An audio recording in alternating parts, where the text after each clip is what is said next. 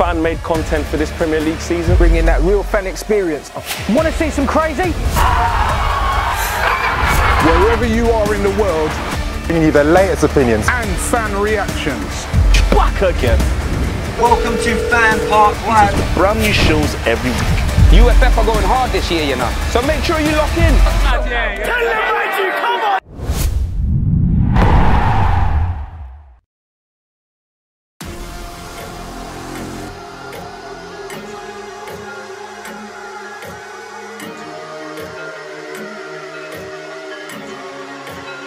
Why not come up with a football team? Why not try and do it for real? Oh my God! So go and embarrass them now. Some of them I won't be getting a Christmas card from. We're back, all right? If you want to see bad, man, you'll learn, innit? The beating. God, man, how many more times? When I'm at my best here, I'm a whole different animal. Good football, lad. Shout! Ow! Ow! Scully, 5 minutes from coming on. Simple as that. It needs me involved.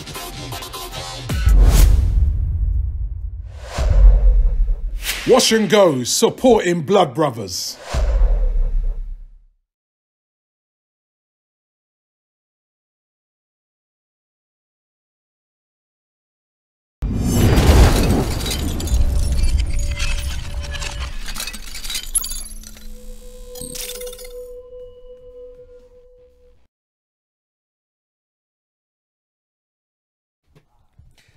Welcome back to FanPark Live. Make sure you smash that like button for us. We want to hear from you on 0203 606 0315. Tottenham Hotspur, Mauricio Pochettino have come up trumps again. A 3-1 victory over Sarri. Over a team that many Chelsea fans on my timeline this week, we're going to go unbeaten. We're going to do an invincible season. We're title challengers. No disrespect. Sarri's moved you forward. You've got good players. You're not in a title race. You're 7 points off the top. And you were absolutely spanked by Tottenham Hotspur today. And of course, their talisman, Harry the King Kane, come up trumps again. Have hope. We want you to come on. Phone us up. You've got the number. I don't know where you are today. Do it. Your man didn't deliver. Harry Kane did. Wow. I'm joined in the studio by resident presenters. We've got Chris Kane and Adam Charles in the house. What's happening, boys? Shout out to the international break in that. Nah, leave that away. Yeah, the international break. Yeah, it's been a while. It feels like it's been a while. Man. It does. It's been a long time since. But the next one isn't until well into 2019. Yeah. So good. Yes. International break over. Premier League football is back. But look, we want to hear from you, but I'm going to hand it over straight to the boys. I'll go to Chris first of all. Spurs today, good value for their 3-1 victory for you? They were fantastic. Should have won by more. Could have easily been 4 or 5 goals up. Listen, man, I think Spurs tend to give Chelsea a game whenever they've played in recent years since they made that jump into a more quality team. Yep.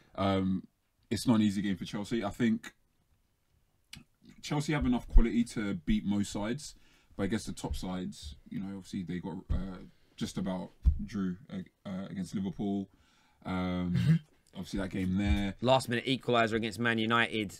Yeah, so there's still a few pieces and a few details that they need to look after. I wouldn't take.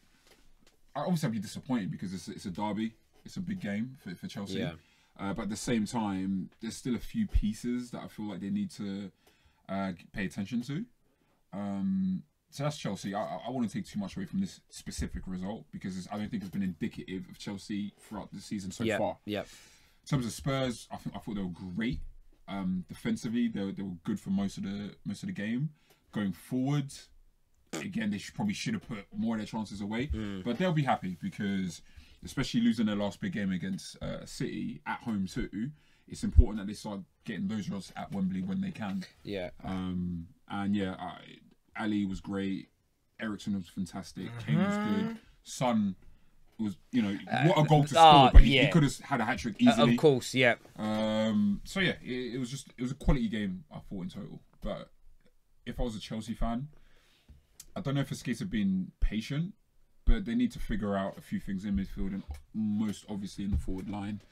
Yeah, without a doubt. Adam, from your point of view, you know, you're an Arsenal fan, so it's hard to, it might be hard to sit there and watch this Spurs side play football like that and look so dominant, especially after, you know, not really spending, they spent no money in the summer. as it were. That they've still got all this overhanging issues with their stadium, and they're starting to fire a bit more now that, you know, Harry Kane's getting back to getting closer to his best football. He's scoring goals still, but he ain't playing at his best in recent times. But you've got the likes of Dele, Christian Eriksen's absolutely top class.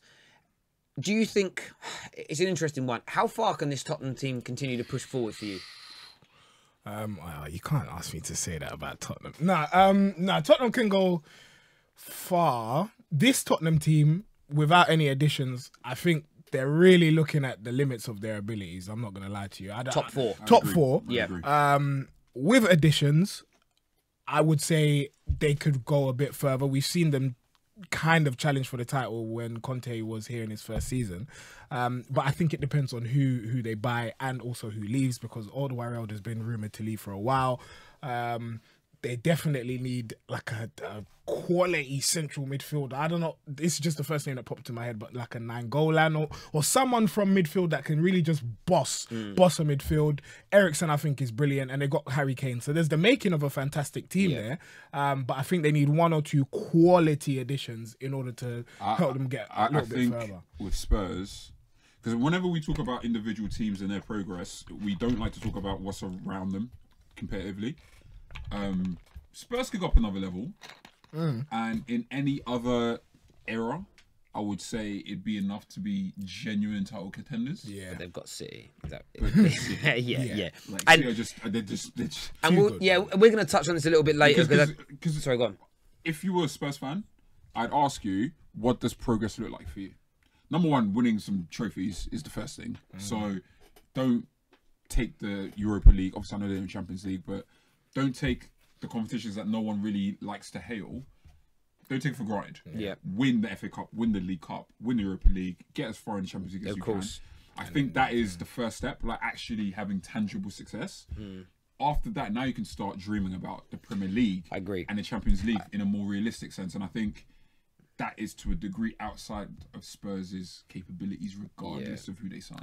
Do you know what? And that's the case for Arsenal. I make to a lesser extent Liverpool and Chelsea. But still, do you know what? Again, I think fans have got to understand what we're saying here, and I agree with you that I don't think there's a title race this year, because I think City are just so much better than everybody else. 3 or 4 games ago, Chelsea, as an example, were a handful of points behind them. They were in a title race. Within a couple of weeks, it's now 7 points, and that will just continue to grow steadily over the season. Liverpool are now their closest rivals. There's only a couple of points. That will grow to 5, then it'll be 8, then it'll be 10 over the coming weeks. What it reminds me of now is every other 100-meter sprinter around the world training and competing and going to Olympics when Usain Bolt was at his best. You weren't competing for gold. You were competing for second place. You were competing for third, because there was just nobody, when he was fit and in his prime, you weren't beating him. Is he that good though? Who? Like, I know City are good, City but are they untouchable? Right. So when you say they're that good, right? So I think so far this season, we've seen Chelsea pick it up. We've seen Liverpool pick it up. What we're going to do, we're going to jump in some calls, and we're going to come back to this subject in a moment. Let's get some calls on. We're going to hear from some Chelsea and some Spurs fans. Hello, welcome to FanPark Live. What's your name? Jay. Oh, hello, Jay. Who do you support, mate? Arsenal. Okay, great. You've just seen Tottenham spank Chelsea 3-1. What was your opinion on that game? They're both rubbish anyway. I just wanted to ask you, what's your view on Marco Verratti? I mean, let's talk about. Okay. Number one, I'm going to answer that because I'm one of his biggest fans. Why do you ask? That's interesting. I'm going to answer that for you, but why? That's a bit random. So I want to know why you're asking. Because apparently, I heard he's moving to City on January. I've not seen that. In terms of players of that position that they're rumoured to sign, is Frankie de Jong, who I think is going to be absolutely world class. But yeah, Marco Verratti. He's not better than Verratti though. No. But I'm saying Marco Verratti is one of the best midfielders in Europe. Class. Absolutely, like top class midfielder. Would be a great player for City. I think he'd fit right in the Fernandinho position. Not as good defensively. I think he'll be better at Arsenal. Who? He will be better at Arsenal. With Verratti? No, we've got Torreira already. It's fine. We don't need Torreira. Sorry? Marco Verratti will be a top player. I think the type of team that would find him very useful. Arsenal? No. It's not realistic. We're not signing Marco Verratti. I think Man United, if they wanted to get him, could get him. And why not? For Arsenal, we wouldn't be able to afford him. You couldn't afford him. Yeah. That's pretty straight up. And even if we could afford him, I wouldn't want to get him anyway. Like, why? You can't have Torreira and Verratti in the same team. Don't make sense. Oh, that midfielder get weight. Well, he's better than Torreira, so why not? Okay, well, we just signed Torreira. Like, think about it. The money that it will take to sign Verratti in terms of the transfer fee and the contracts, we'll be better off getting a better centre back, better winger. Like, there's so many other areas we can improve on. So Marco Verratti, like, nah. Yeah, he's not essential for Arsenal right now, although he's great. But he's a fantastic player, though. He's a great player. And the money as well. This is what you got to understand, mate, is that not only will it cost a lot of money to buy him from Paris Saint-Germain, his agent is Mino Raiola. Oh, shit. Oh, fuck that. Which means you're paying big agent fees on top of that as well. And Arsenal, you know, they're simply not going to do that. But look, appreciate your call, young man. Thank you very, very much. Thank you. That is Arsenal through and through. Comment here. We're going to play a little game later. We're going to go for my comments. I thought of a new game while I've been sitting here. We're going to call it Goal or Troll. The goal is in, that's a relevant and a good comment. Yeah. Or troll if the guy is just talking smack. I like that. Goal or troll, we're going to call it. Cool. We'll just put one more caller on, then we want to touch on the title race conversation because it involves all the teams that play today. Hello, welcome to FanPark Live. What's your name? Yeah, it's Daniel. In fact, it's the same guy who was meant to call in the other day. Daniel, hello, Daniel. How you doing, mate? You all right? Minute. Where have you been? Yeah. I've been living, man. I've been living my best life still. But look, I know exactly what you mean when you say that, man. There you go. Probably my worst day if I'm going to be real. Look, let's keep it real, right? I'm not here to have like a 2-minute call and I'm just going to say a point, you say a point, and then I agree, I disagree, and then we cut the call. No, it's not going to be one of them kind of calls. I'm being real. You said a lot of shit about Hazard the other day and even about Chelsea as a club. And again, I'm not here because I'm pissed about it, but I'm here to give you the other side of the point of view because on a Monday... Let me settle in. Wait, what? Let me settle in because it sounds like it's going to be a long one and a good one. Oh, this is going to be a long call. I mean, Javan, mate, you make sure you capture this, mate, because this is going to be a long call. We're going into this right now. Again, we're going to get into the Tottenham performance. Let's go. Yeah, we're going to get into the Tottenham performance again a little bit later on, but let's talk about Hazard and your whole comment on him the other day, which was pretty much disgraceful. Okay, well, let's slow this down then. So what did I say about this? We need to ascertain what I've said about him first before you continue. What did I say that was disrespectful? First of all, we said he's just a purple patch player, which, again, is completely wrong. You base this off of a stat, which is that he didn't score or get an assist in 8 games, which was completely false. I don't know why you were getting that stat from Twitter. I mean, if that's what you used to get your stats and your information from, then you're clearly misled, and you're not as intellectually adverse as I thought you were, but again, that's besides the point. Thirdly, he said he's not an elite player. I don't see how that can be the case. Yes, Messi's a level above. Arguably, Cristiano Ronaldo's a level above, even though right now I think he's a bit declining, but he's still performing, so that's neither here or there. The likes of Neymar, Modric, arguably Ramos, unless he's doping, which is another topic in itself. And other top players like that are on the same elite level, who are, let's say, the top 7 or 8 players in the world football. Hazard is clearly on that level. He's shown that throughout his club career, and especially at the World Cup. Okay, so, can I just... listen, you said your points. Let me just come back for a second. Let me just come back for a second. So, what I said, okay, is that in his purple patches...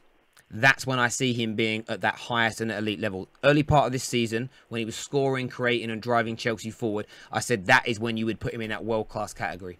Outside of that, I said he is a top player. So I'm not at any point trying to diminish his qualities. My issue with Hazard is, like we saw with him today, he has too many games like today for me, and I'm comparing him to what the likes of Have Hope have said, where they say he's a top 3, top 4, top 5 player in the world, where some people and some Chelsea fans will say he's only marginally behind the likes of Lionel Messi and Cristiano Ronaldo. What I am saying is I think he's a top-class player, but for me, and you said, I'm going to turn this round here, these guys can count the game, so 1 assist he has had in the last 9 to 10 games. That's all he has done. And what he also said about that, and that's not taken from Twitter, that's taken from Who Scored, and they get their stats from Opta. So I trust.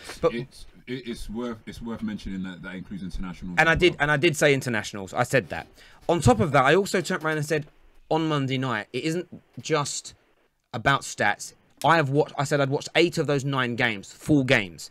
And I saw what I saw today from Hazard, where I saw a player that not only wasn't creating the assists and scoring the goals, but I also saw a player that wasn't dragging his team forward and putting in match-changing performances. All I have then said, in terms of backing up my point, is that because of those 9 games in a row he's gone, he cannot be on the level of a Messi or Ronaldo, because for over a decade, those boys go no more than 1 or 2 games without having an influential effect. So what I am saying is, and I'll echo it again, is he is a top-class player. He is one of the best players in the Premier League. He is. If Man United signed him, I'd say he was brilliant. But to put him anywhere near Messi and Ronaldo, I think is ridiculous. And then you're talking about the next tier down, in my humble opinion, the Ronaldinhos, the Zidanes of this world. I don't think he's on that level when it comes to consistency either, which is why I put him in the next, which is why I put him into that next tier down of your Frank Ribery's, your Ian Robbins, your Wayne Rooney's. That's where I think he sits in the spectrum of football.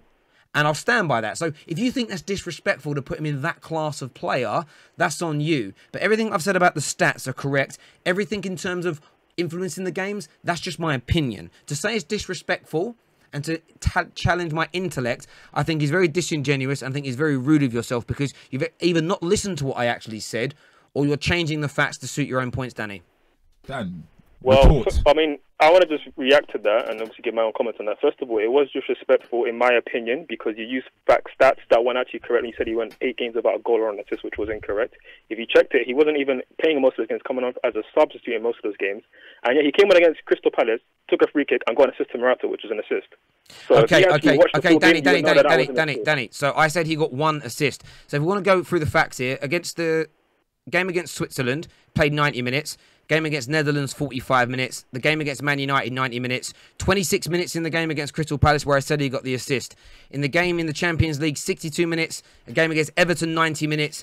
And then 2 games for Belgium, 75 minutes and 90 minutes. 90 minutes today. So that's pretty much... Well, I wasn't 8 games from the point when you said it was 8 games. And again, the game before the Man United game, when he was injured, you have to remember he's been injured in this point in time. He's going to go on assistant against Southampton. So you're, again, going on to the point about, he's a purple patch player, this, that, the other, right? The Southampton let's go back to the point of the actual argument, which is you're saying that, look, you were talking about, he's not doing this, he's not doing that, he's not performing at a player like maybe you would expect. You have to look at the team he's actually playing in, and the system he's been playing in for multiple years. Now, when people compare Drogba and say that, look at his stats, he had so many seasons where he didn't score more than 20 goals or whatever, right? You have to look at the team he was playing in. Yes, he's playing in a Mourinho system, or even other defensive managers like Scolari or whatnot, where we go a goal up and it's just time to lock down the game. And Hazard, in a similar sense, has been in similar defensive teams under the likes of Mourinho, likes of Conte. And you have to look at it from the sense of view where when Drogba played on an attacking manager like Carlo, what did we do? We broke all kinds of records, and he scored 30-odd goals in about 32 games, which is a ridiculous record in that season. And you have to look at it like that. When Hazard's now playing under an attacking manager, who's the top scorer in the league right now? It's Eden Hazard. Who's the best performer in the league right now? It's Eden Hazard. We're getting more touches of the ball, and we're playing further up. And I mean, today's the worst day for me to come and say all this shit, because you got absolutely spanked. And fair play to Tottenham for that. But at the same time, you have to look at it with retrospect, and I should look at the whole picture. Now we're playing in a more attacking system. What is Hazard doing? He's doing a lot more per game, and that cannot be argued against. He's actually not top scorer, but fair enough. But Danny, Dan, sorry. But I understand your points about him being up near the top of that. But that was all done in... This is why I say purple patch. Because in those purple patches, he is at the absolute elite. Because all of those goals and all those great moments came up until the first week of October. Since then, and I know he's had a little knock in that time as well, but for club and countries since then, there's now 10 games where he's created 1 assist and had 1 decent 26-minute performance. Now, for me... No, I'm not having that. He was amazing. But that's my opinion. Let me just jump in as a neutral. Again, it's opinion, so it's whatever. Let me just jump in as a neutral. We're going to disagree on that. Yeah, let me just jump in as a neutral just to wrap up the call. I think the thing with Eden Hazard is, I think, personally speaking, it's too early in this season to say he's either been on decline too much or he's had a bit of a purple patch anyway. I think we're only, 11, 12 games in? I think I'd rather at least... Listen, we know what Hazard is capable of doing in the league. I think we shouldn't even question it, personally speaking. I think he is outright the best individual player in the league, in my opinion. I think, because I said this about Hazard earlier on this season, I don't know if he's still on the line, but I thought in terms of straight up individual ability, I think he's in the conversation in terms of, not Messi, at the very least, I've actually put him on the same level as Ronaldo in terms of ability, application and performance. I give it to Ronaldo all day. I think the issue with Hazard is that we've not seen a kind of dominance from him that we've seen with Ronaldo or Messi over the years, and a lot of the top players, and I think that's what's missing. I think it's only recently, in terms of the bigger stage, i.e. the World Cup, where we were like, oh wow, we've seen a top player perform at the World Cup.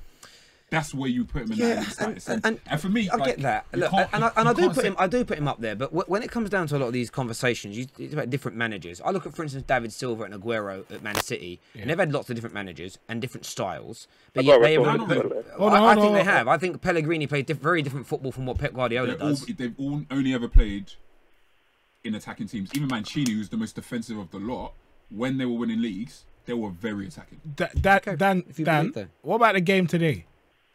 I mean, I do want to get onto that, definitely, for sure. And again, before anyone says, "Oh, I'm taking up so much time," I was on ice for a good hour the other day, so I think I deserve my time here. But I don't know. The point about Hazard is you're talking about in terms of David Silva and Aguero and these managers, they're still performing. You look at Hazard. I mean, we can do this exercise right now. Name any world-class winger over the last 10 years who hasn't played with another world-class winger on the same side as them. Let's say even a Robin, a Neymar, a Cristiano Ronaldo when he played on the wing. They all had someone else as a world-class partner alongside them. Who was Hazard had at club level? Willian? Are we going to call Willian a world-class winger? Even a top-level winger? I would actually say it's a winger, you know. I would say it's a fullback. Hold on. I would say it's a fullbacks. I know, and that's what we're going to talk about today. The fullbacks, I mean, in general, we have probably the slowest fullbacks in the league. But that's not even a point of their speed. In terms of what they bring going forward, in terms of build-up, if they get along those goals, because that's an outlier, right? They don't bring anything to the game. And in a game like today, when people are going to blame, that is just David Luiz's fault. Jorginho had a bad game.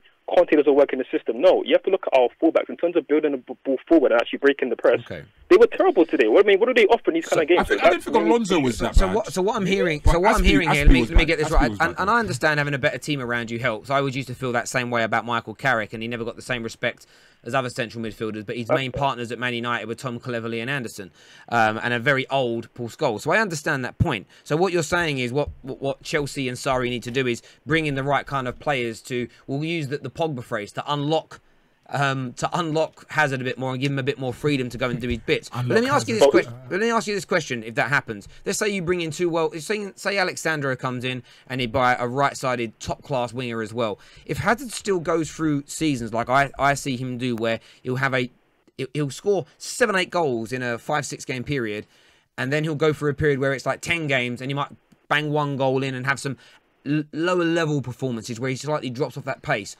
If he still does that, would you then concede that he's not on that same elite level as your Ronaldinhos, as your Messis, as your Ronaldos, as some people say that he is? Let's just take Messi out of the conversation because that's a different beast in itself. He's an alien. Right? We shouldn't even talk about Messi. He's an alien. Yeah, and I could concede the argument, but just from my footballing eye and how I see the game, I just don't see how that can happen because, again, you look at it, when he actually played with a world-class striker, other than the season, which I will concede he went missing for the season, whatever, he won the league twice with Diego Costa. Other than that, he's been playing with the likes of Fernando Torres and Alvaro Morata. Again, I'll repeat that.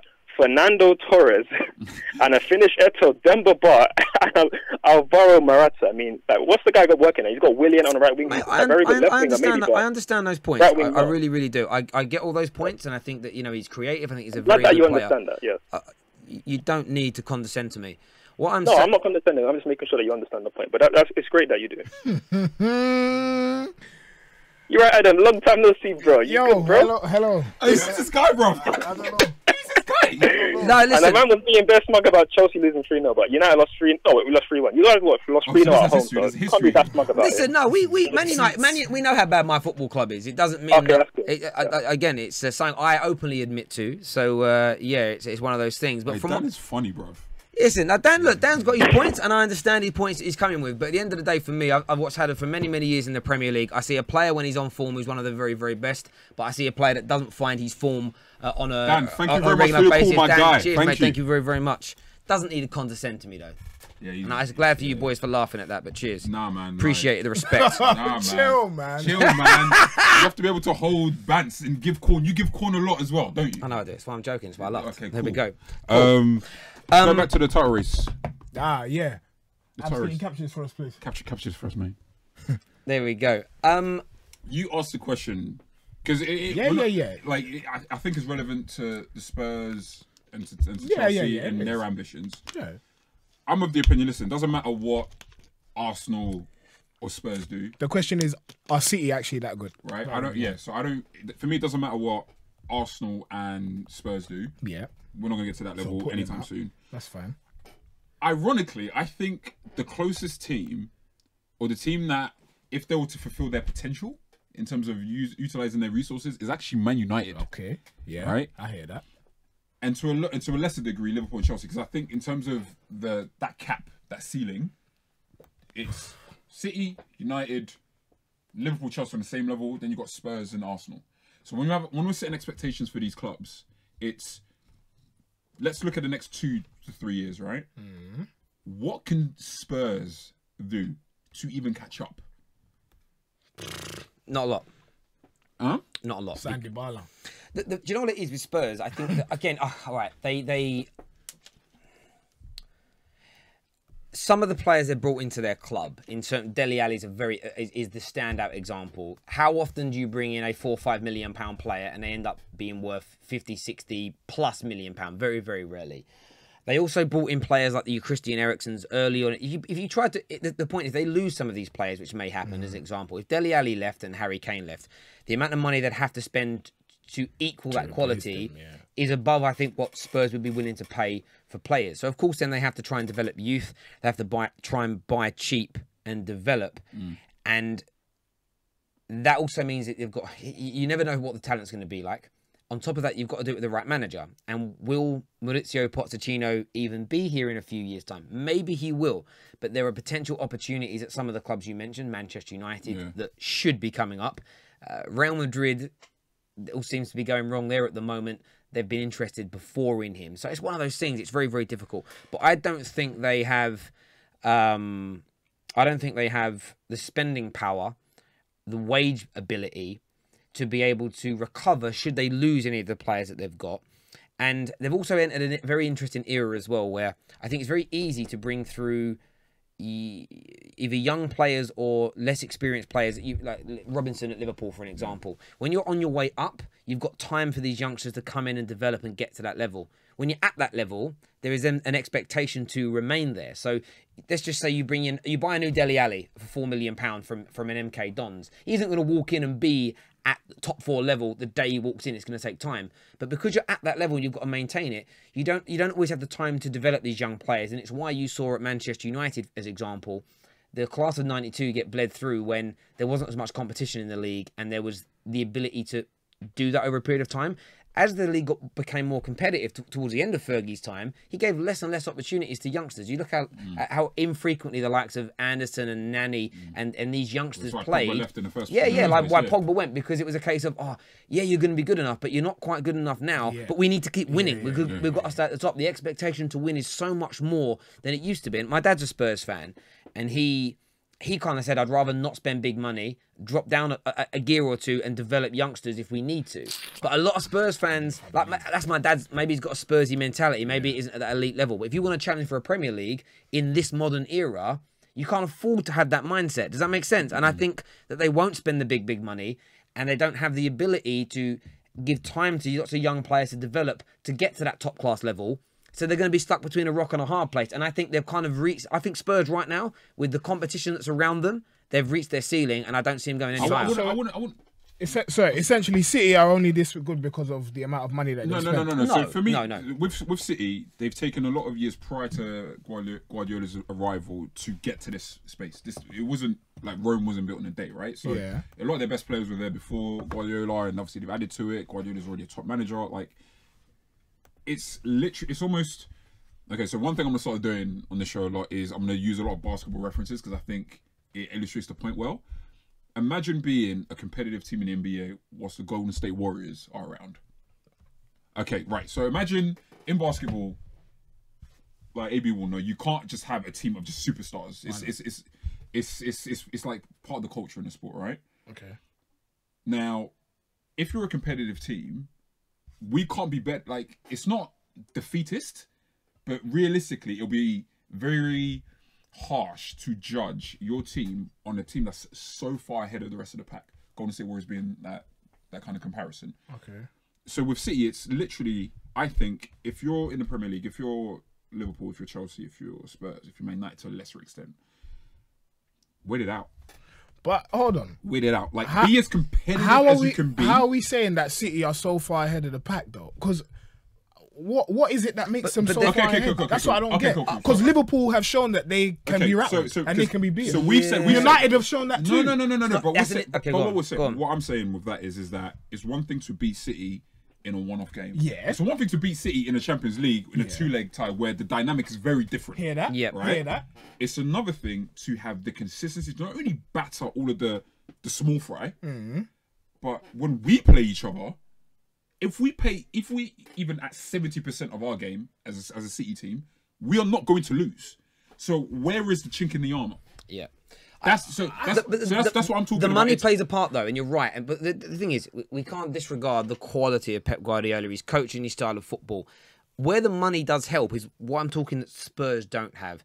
Guardiola comes in the 2.5 years he's been there. If you compare them to their local rivals, Guardiola had bought 22 players-ish, maybe 23, maybe 21, comparison to about 11 at Man United.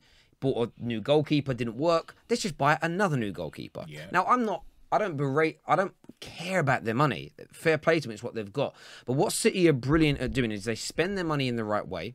They've gone for, I think each coach they've brought in since the owners have been there has got better each time. I think they've brought a better quality coach in each time, so they're moving in that right direction. They don't sell players. I can't think of them having, since the owners have been there, one of the top, I always thought with City, they'd buy these top players. Remember when Aguero went there and Yaya? They'd be there a few years and then they'd move on to another club. Chelsea have been forced over the last 15 years to sell their top players. You know, Liverpool have to do it all the time. Arsenal are like renowned for it. But don't do that. City don't. City ain't forced into selling their players. And then if there's a hole in their team, they can just go out and fill it. They plug it quick. And because you're talking about, okay, what's this thing with the unbeatable because they've been beaten here? Like, look at the games that they've lost. Yeah, I hear what you're saying. Yeah, so my thing is okay, outside of the top 6, the rest of the remaining 13 teams, City can beat them, but we can beat them better than Liverpool can, or Chelsea can, or Arsenal, Spurs, United can. When we face City, generally speaking, they're going to be the favourites, and generally speaking, they're going to win. More often than not, they're not going to lose. So, where do you pick up enough points to beat them without even relying on the home and away leg during the Premier League season? Where do you pick up enough points that's going to put you above City? You're literally waiting for City to drop off. You being your best. No, hold on. I'm not even being silly because I know you said you can't use it as an isolated example, but the Manchester derby, United came out, they played to their strengths. Pogba was making late runs into the box, and you won 3-2. Man United have the ability. Okay, Man United have the ability in terms of the money the club generates. If the United brought the right manager in, who played the right kind of football, they could catch back. They could catch this. That's why I said they're the closest. They can because of that. But the problem you've got is, again, it comes down to personnel. Okay, you go through these squads, right? Everybody outside of City, when you start to scrape past their first 11, 12, 13 players, it starts to get a little bit, they're okay. Example being, Man United get a few injuries, and the people we have to bring in are like the likes of Ashley Young, Chris Smallings, and like players like this. They wouldn't get City's third choice. Yeah, but they wouldn't get near the City team. They wouldn't get near Spurs. They wouldn't get near any other first team of a top 6 side. But they're like backup players, and that's the point where you get away with that years back when the competition wasn't so fierce. The only way now you're going to catch the team like Man City is. So I think Liverpool are on their way to doing it. The only thing that's going to stop Liverpool from eventually potentially catching them is a Coutinho situation, where in another 18 months' time, someone comes in and takes Salah away, and then Wijnaldum goes or Van Dijk goes. Example. The only way you're going to do it is if you keep hold of your very best players and you keep just adding quality every year until you end up in a situation where you've got to have a squad that can beat them, and then the football. Yeah, because the thing with being a rival to City, you're talking about being at your best, right? Yeah. Do you know how good teams would have to be to get past this current City side? Because what they've proved thus far is this isn't like last season wasn't a fluke. We can do this, and we can really and truly. It's about when we decide. Okay, to drop off. Okay, yeah. So this is my thing. It's like I think it's very unrealistic to expect Liverpool or Chelsea or United to get to a level where they can match this current City side. Do you know what's exactly what's happening in Germany at the moment? If Bayern Munich are firing on all cylinders, they're winning the league every year. If PSG are firing on all cylinders, they're winning the league every year. If either Real Madrid or Barcelona are firing on all cylinders, or Juventus, they're winning the league every year. And City are at that point right now. Yes. In England, yes. Yes. Okay. And look, and the thing with it is, right, what you might find is Pep Guardiola is a massive part of this. So let's just say it comes to the end of the season, he wins the Premier League and the Champions League, and he decides, it's been 3 years, I'm taking some time out. Let's just say he does, hypothetically speaking. I don't think it matters who they then bring in the following year. I think there'd be a drop-off because... unless someone comes, I don't know. I think there would be. I think there'd be a drop off if he leaves. There could also be a dip, even if he stays. At some point, I don't think they can maintain this standard. There'll become a point where there will be an era of fatigue will come in, and you think back to other great Premier League teams, predominantly Man United teams. They've done 2 or 3 Premier Leagues on the bounce, but then had a dip off again, and it happens. And then that's why Fergie was so great. He could bring them back up again. It's this thing that right now they're just uncatchable, and I know Liverpool fans especially don't like to hear it because they're only 2 points behind, but unless there is a colossal collapse by City, they will win the league by at least between 10 and 15 points as a bare minimum for me. I'm going 8 to 12. I'm going 8 to 12. I don't think it's that much. I don't think 50. That's a lot of points. You know okay, what? they're already 7 points in front of Chelsea that are third, and Liverpool are the second best team in the league. And they're only 2 points off. Yes, but that will start to grow. But once we get through Christmas and all that period, City will go through Christmas and it'll be 12 points out of 12, and everyone will start dropping. And you won't even. Do you know how it'll be one of these times where you look at the league and go, oh God, there's 10 points. It will creep up on you and you don't know it's there. And it's no disrespect to Liverpool or to Chelsea or any other rival. Like people, like fans of these rival teams. Unfortunately, some will take it as, oh, you don't rate our team. There's only 2 points. It's like, no, this isn't indicative of your team. Liverpool are a fantastic side right now. Yeah, they just won a game 3-0 whitewash away from home. Right, they're going to be strong in Europe again, in my opinion. But it's right now. It's just City's time, and what teams around City have to do is we need to be as competitive as we can, and we need to be doing the best that we can, because when the eventual drop-off happens, we need to be ready to pounce and jump on that. But then that's why I'm asking, what does success then look like? Because you said you can't measure your success on the basis of what City are doing, which I think is kind of wrong. Unless you're on City's level. I think that's wrong, because how do you then measure your success as Liverpool? I think we improved from last year in our position. I think success, it depends if you're talking short term or long term. Long term, obviously what they're doing now is not going to be considered success, like being perennial runners up. Yeah. I think in the short term is, okay, where did we end up last year? So obviously Champions League final appearance. Yeah, of course. X amount of points off the eventual 25. 25 points. So it's, can we compete with City until essentially the final stretch? At the end of that season, you look at, okay, well, why weren't we able to match him or do better? The fact that Firmino scored like 4 Premier League goals in 22 appearances is something you need to speak about. Fraud. Getting a blood today, actually, but yeah. Sorry, 5 and 23. Yeah. Bloodening Fabinho and Keita. Making them, like, Henderson should not be starting in that team in any way. He won't be for the next 3 games. I think he got straight red today. Yeah, Rona shouldn't be starting for that team. And I completely agree with you. And I think, these things take time. It's like... Well, I spoke about Man United in this way last year. And I said, we came second and there was 19 points behind City. And I looked at that as, from previous season, I felt like there was progression. But equally, when you look at short term, that now needs to keep growing. And I said for this year, football a bit better. But the most important thing for our team was to close that gap on City. I think we're 14 points behind them now. Not only have we gone completely in the other direction, it's fallen apart. Now we need to we need to rebuild. There's more problems than just that. And I think that you need to look at it short. What Liverpool need to make sure they do as an example, and what Chelsea need to make sure they do, is they need to keep improving their squad. Like Chelsea as an example, I know there's a lot of Chelsea fans watching. I still think there is a possibility that you could lose Eden Hazard to one of the Spanish elites. If you want to catch City, this is why you've got... I know people love their own players, but you've got to look at this. If you want to catch City, losing Hazard or Kante... Or who? Kante. Yeah, but who... I'm trying to think of something. No, I'm just saying you're about to say it a different way, which is going to sound very rude. Okay. Jorginho is an example. Losing any of those 3... I think your best 3 players at the moment. Losing any of those guys is just undoing any work that's being done by Sarri. You need to maintain all your best players. Yeah. You then need to just keep adding quality to that. Now, Chelsea actually, over the years, have spent a lot of money. They bought a really good goalkeeper. They need at least one more top-class centre-back. They need another top-class full-back. And they need They need to bring back in a Drogba, a Costa, a top-class striker.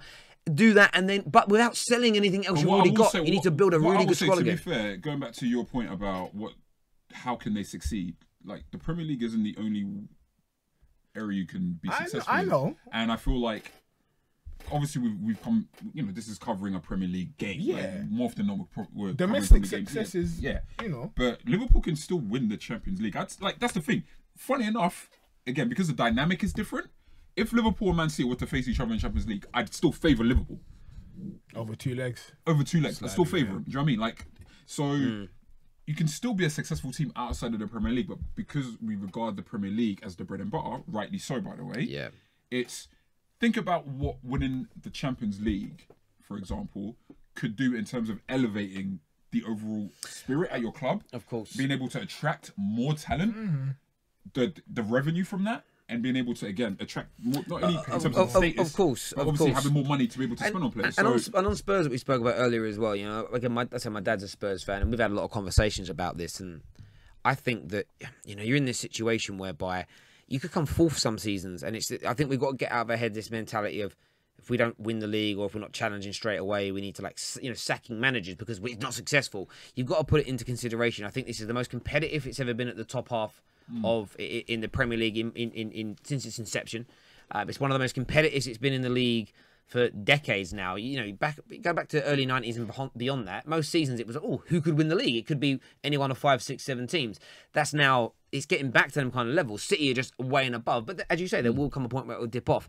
I just think with the likes of Chelsea and Spurs, they need to hang on to the players that they've got to continue to grow. But when I look at Tottenham as individuals, there was one thing someone said the other day about Harry Kane. He can't be a great player until he wins trophies. I understand the point, although I think you can still be a great player. Who said that? But you're also going to have hope. But I think you're also to a point where I would want Harry Kane to look at himself and make a decision in a year or two, and Dele Alli and Eriksen, and say, it has to come at some point. Can I go somewhere where I can win something? Because then, again, and that's where it's, I want the likes of Spurs to have their squad ripped apart. Some of the, because I love the honesty. I'm being selfish. I want it to happen to all the teams to an extent. I want Man United to win the league by 30 points every year and have no competition from a selfish standpoint, because it makes winning the league easy. But you might not get all those teams. You might have one or two. And I suppose that's got to be the fear for Spurs fans, that if the manager goes and then Harry Kane goes and then Eriksen goes, I don't think they'll spend the money to replace them, and then it will fall apart. And they won't become a relegation team again. They'll go back to being a good mid-table side, slightly just outside, you know, top of the rest, if that makes sense. But it's true. But it's an interesting, and that's why some Spurs fans you speak to, when they're being honest, they're like, we want the club to spend. We want to go big, because if you go big, and say Spurs went out and spent the money and bought Verratti as an example, and put him in their midfield, the message that sends out to everybody else, and then improve on that. You know, it's one of those things. But I just don't see Levy doing it. And then, like, PSG will look at me. PSG looked at Barcelona and was like, "What? You want to come for Verratti? Yo, Neymar, what are you saying?" that's when I talk about, like, being realistic in terms of who you can sign. Yeah. And that's why I talk about United. Even though you're 7th and you know whatever's happening, I always say that is the one club where if they, like, sort themselves out, you could be neck and neck with City. No, I know we could, and that's why I keep talking to people about it's bigger than just getting rid of Jose. It's about wanting to create a philosophy, why it's about getting the right man who's going to coach it, and then signing the right types of players that fit that. You know, if we bought, for me, Leonardo Jardim, the style of football he played at Monaco with the young players he's got, the way he develops. Because Jardim is, I need to watch more of his teams. Okay, I get that. Monaco team, I think it was a bit of a perfect storm. Okay. On sand. Huh? You think it was built on sand? A little bit, man. Because, you know, he's a good manager, don't get me wrong. He wouldn't be enough of a transformative presence. You shouldn't even be looking for that type of manager. I think, like you said, it's a structural thing. I mean, my number one, again, he was my number one choice. The next one behind him is Pochettino, because we've seen him do it in the Premier League as an example. But I think the one thing, though, where City have such an advantage over, say, Paris Saint-Germain with money, is that City are playing in a competitive league and in a more recognisable league. And Paris Saint-Germain, for all their money, it's the French leagues. It doesn't have the same prowess. There's too much disparity between... so I think you can take some of their top players away, and we've seen that kind of happen. But again, when you talk about their top players, it's like, dude, like, they rejected Barcelona and they went and signed their second best player straight afterwards. Yeah, the only way you get players away from a club like that is if the player really wants to leave, and they're like, you know what, he's going to be a bad influence, doesn't want to be here. Like, let's move him on. The thing is, he likes Paris. He's probably already on silly money as is, and he'd only go to a team That's better than PSG. Yeah. Which is really only 2 or 3. Barca. I mean, Real Madrid, right now, Real Madrid would be a great example for him because they kind of need to be. They haven't really signed anyone properly for a couple of years now, Real Madrid, and he could be a really good long-term replacement for the likes of Toni Kroos and the like. So yeah, Modric definitely. I think, going back to Spurs, I guess when it comes to signing talent, they've got to go, in my opinion, like teams like Arsenal, teams like Spurs, we need to do what Atletico do or had done, what Dortmund have done, is identify talent quick. Yeah. Sign talent, get them committed enough where it's like, listen, even if you move on, you're going to maximize your abilities here. Yeah. We're going to give you an opportunity to shine. The other way around doing it, we haven't really mentioned Arsenal, is if the scouting network at Arsenal and the management can bring in 5 or 6 Torreiras, that's what you need. I mean, I don't literally mean 5 players that play his position, just in case anyone's correct. But if you brought in a couple of defenders, another midfielder, and some attackers cheaply, win the league. But that's the way you could potentially do it. And they're motivated. You create a nice culture, and obviously this applies to obviously all the top 6 teams. You have the personnel there, and I think that's the thing. Like, every team has to go about it in a way that makes sense for them. I think. That's where I think Man United have gone wrong in this. I think that what they've tried too often now is to sign the Galactico, the marquee signing, and maybe I'm not even blaming the individual player, but sometimes that just doesn't. We saw the Galacticos at Real Madrid. It didn't work. In terms of what they thought it would do, it didn't. And sometimes it's a case of maybe you are better off going for an Arnautovic than you are an Icardi. I'm not saying Arnautovic is better, but just sometimes these players can bring a different ethos, a different mindset. Exactly. You got to look at what's your squad. Would any Arsenal fan in before he signed have said, "I know who we need, Torreira"? Yes, if you watch them. But I know what you mean. It's like you're the first thought when you're asking the average fan is they're going to go for the name. But that's the point, and but I think that's the problem you have at some of these clubs where it's non-football people picking the players that are coming in. Do they have? And then I don't have the football knowledge. I never claimed to know what all these players look like across Europe. I have enough time to watch Premier League football, and I watch a bit of Champions League football, and that's about. I don't have any more time, so I can't. But if I'm a professional, if my job is to find players for Manchester United, I am watching all levels of football and all. That's my day job. The last thing you should be doing is watching Premier League football. Really, it's a little bit easy. Well, I'd be watching more the reserve stuff and Championship if I'm going to watch English football. Can we find a gem? Someone like a Maddison that's gone to Leicester as an example. That's the kind of player that you maybe look at. But that's my point. It's like I think you need people that are going to go out and buy the right kind of players. It doesn't have to be cheap, but what do we need? We need someone who has these attributes. This kid that no one's heard of. I guess it goes back to the point about like Chelsea, because I think with Chelsea, their issue is personnel. I think the style of football's there. Obviously, they need to keep on learning it, of forward course, and obviously defending. But Kante shouldn't be playing where he is. The fact that we're still playing Hazard false 9 in games like this is insane to me. The fact that you don't have more attack-minded wingers, guys who are trying to actually score goals and not just create all the time. Like Pedro should be starting every other game that he's available. Do we think Luiz and Rudiger are good enough? Hey, someone told me that Rudiger's the 5th best centre-back in the league. It's like, for me, they're both good defenders. Are they good enough to... Word to Prince. You know what I mean? No, I completely agree. I completely agree with that, and that's where Sarri needs time, because he... yes, please, mate. Yeah, keep it going. You also got this sort of thing with Sarri where, remember, like when pre-season first started at Chelsea this year, Antonio Conte was still the manager. So he didn't even have a full pre-season with his squad and time. So it's going to take a little bit of time. Cheers for capturing that. Abs, thanks, mate. Appreciate that one a lot. Right, let's do some of these comments here. We're going to do goal or troll. My favourite. Right.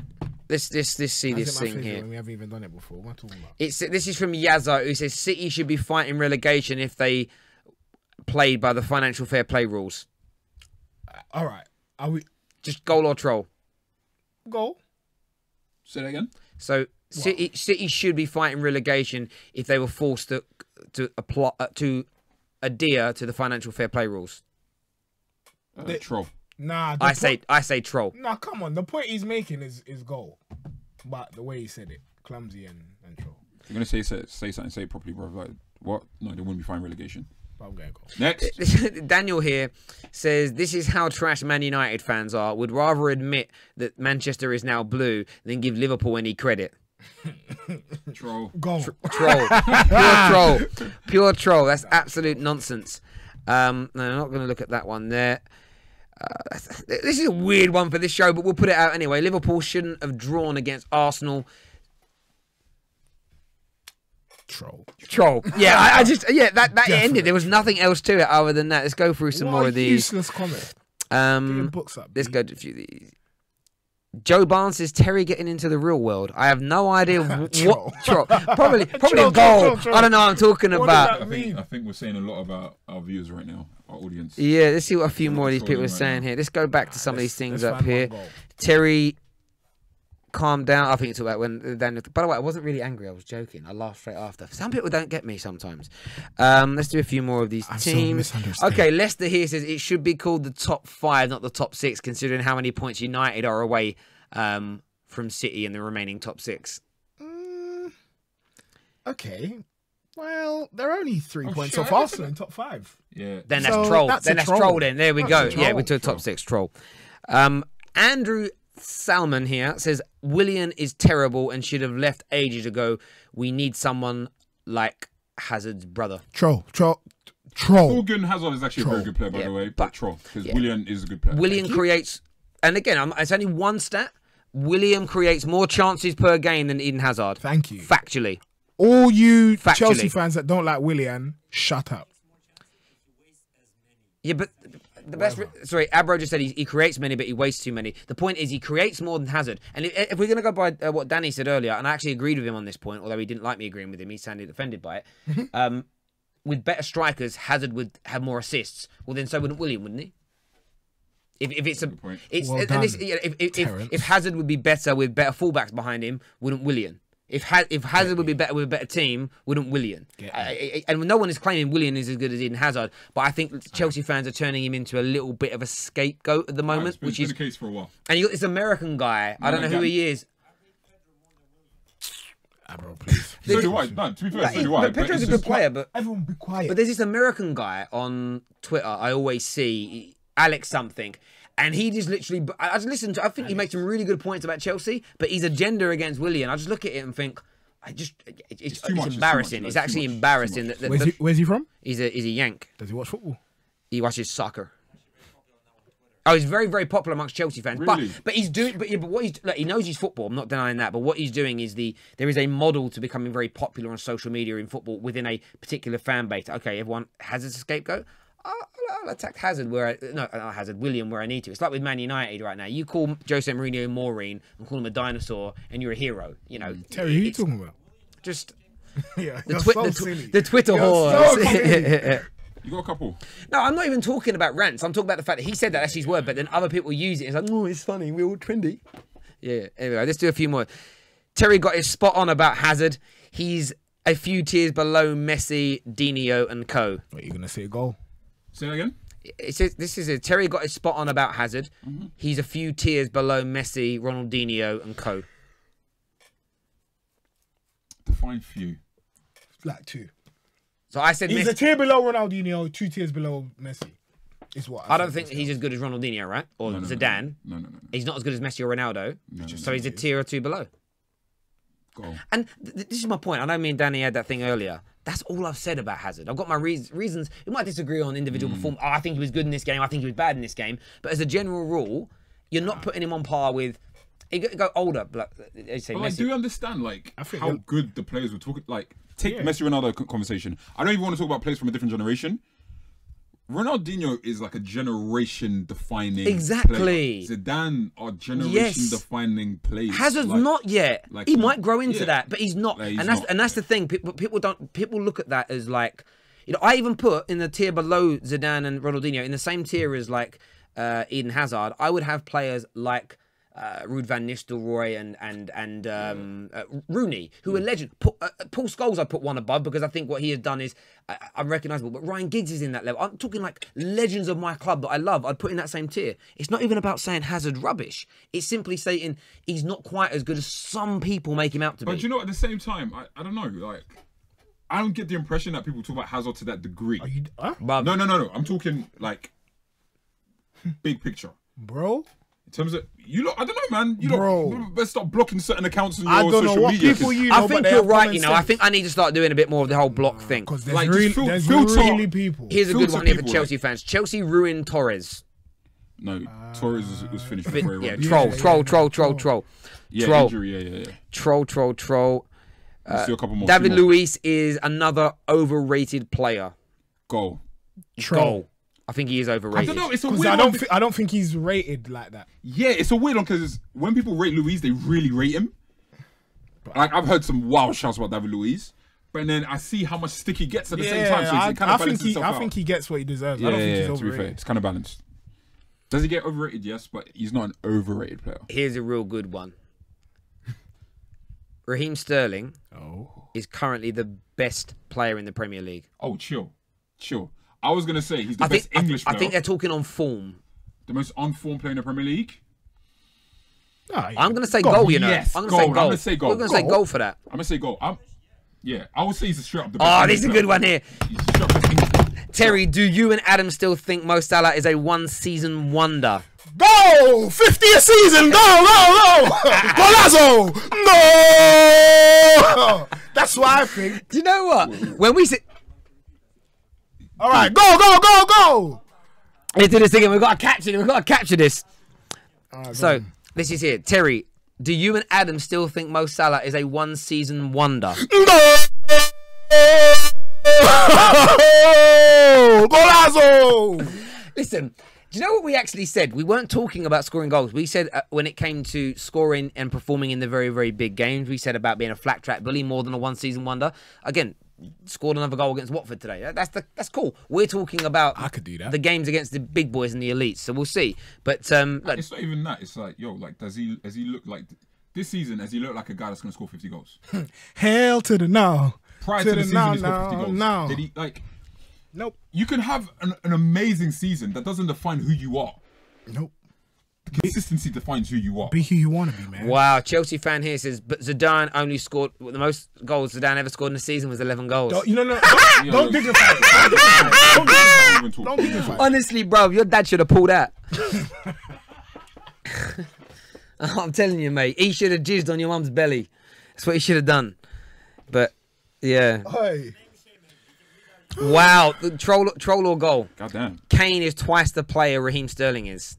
He needs to absolute troll. Troll. I would actually say I feel very comfortable saying right now, Sterling is at the bare minimum on par the best English player alongside Kane. Yeah, I agree. At bare minimum. That's not even a I hot think you can make the argument he's better than Kane. Also, have hope. I just have to put this out here to you. Put this camera on, please, Abs. Do about that. Do about that. I can make the argument. I would say have hope here. Harry Kane, did he score a tap? He actually missed the tap in today and scored an absolute belter.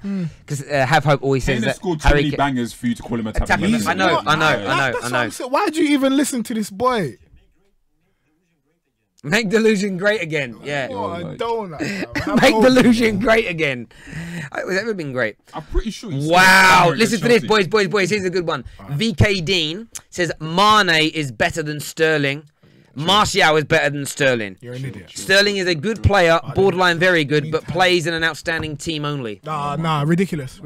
Now he's trying. I was with him, kind of. Do you know I how good he understood what was? Trying to say. At Liverpool when he was a baby. Yeah. And just the great thing is with Raheem Sterling, he's still young, really young. 23. I know. He's only gonna get better. He's still young. 23. He's actually like 3 years younger than Jesse Lingard. Listen. Don't just because you're profiting from being in a very good setup, it doesn't mean it's easy to like. You're not just gonna throw on fucking Lukaku in that City team and think, okay, he's gonna score 50 goals. Like that's not the way it works. Mate, look how many players at Arsenal and Man United and now Ponce came in and flopped.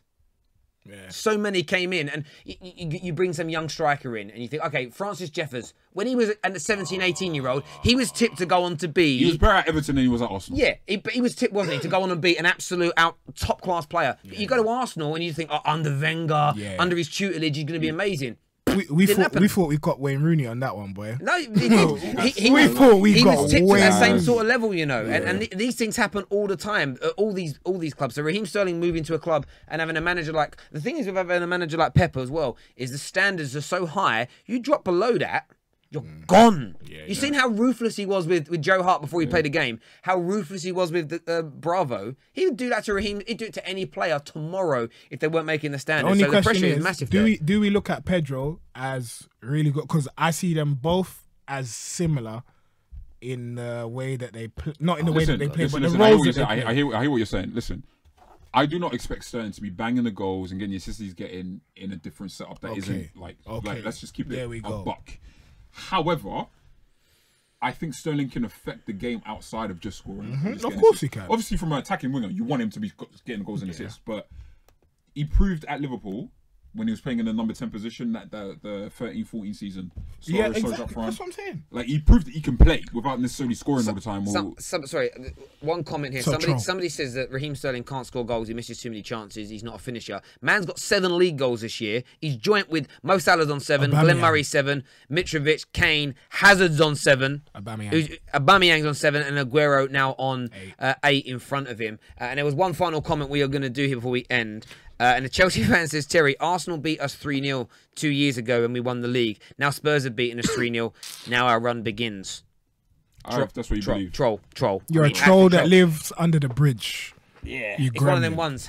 Waste of oxygen. That's what I know. I'm joking. That's a bit harsh. No more calls. No, forget that. I'm going home. Forget about it. Take care, everybody. Yeah, it's one of them shows, man. God bless. Look after yourselves. Bless you, man. And Danny, chill, bruv. He's going to find you, Danny. Danny boy. Yep.